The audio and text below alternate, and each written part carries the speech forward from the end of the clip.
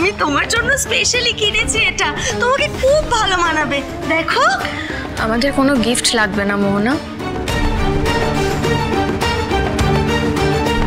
তোমাকে অনেক ধন্যবাদ যে তুমি আমাদের কথা ভেবে এরকম একটা উপহার এনেছো। চলো। ধন্যবাদ বলে চলে যাচ্ছ? আমি গিফটটা আনলাম, একবারও দেখবেও না? এইভাবে ইনসাল্ট করবে তুমি আমাকে? আরে বাবা, গিফটটা একবার খুলে দেখো না, আমার খুব ভালো লাগবে।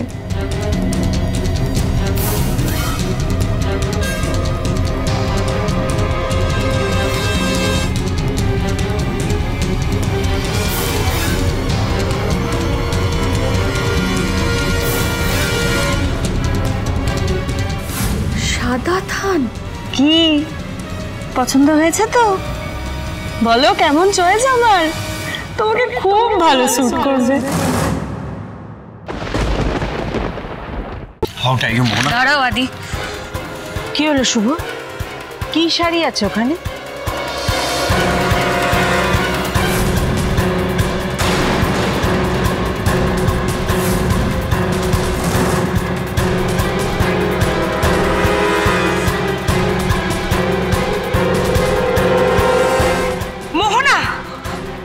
এটা কি?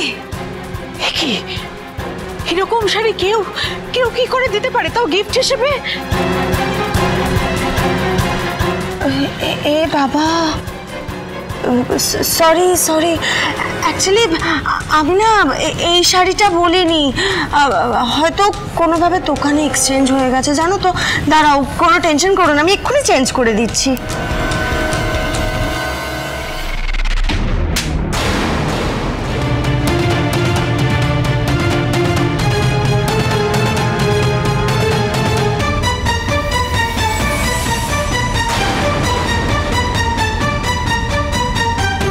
এই সমস্ত নাটক তুমি নিজের কাছেই রাখো মোহনা। খুব ভালো করে বুঝতে পারছি ইচ্ছে করে এগুলো আমাদের সঙ্গে করছো। তোমার বোধহয় মনে নেই না, শেষবার তোমাকে পুলিশের হাতে তুলে দেওয়ার সময় ঠিক কতটা মার তোমাকে মেরেছিলাম?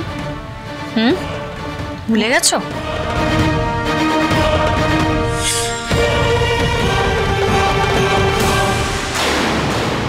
ভুলিনি, ভুলিনি শুভ, কিচ্ছু ভুলিনি।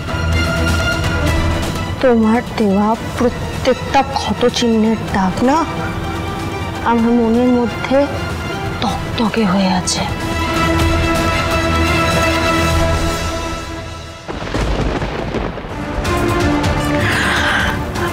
তবে তবে এটা কোনো ব্যাপারই না। এক সংসারে থাকতে গেলে যায় যায় তো এরকম হয়, তাই না? আমি কিছু মাইন্ড করি। আদি চলো আদি, আমাদের দেরি হয়ে যাচ্ছে।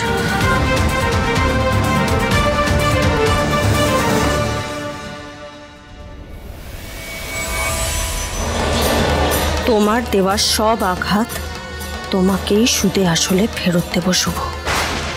তোমার জীবনের কাল হয়েই তো আমি এই বাড়িতে এসেছি। রেডি থেকো, এবার হিসেব চুকানোর পালা।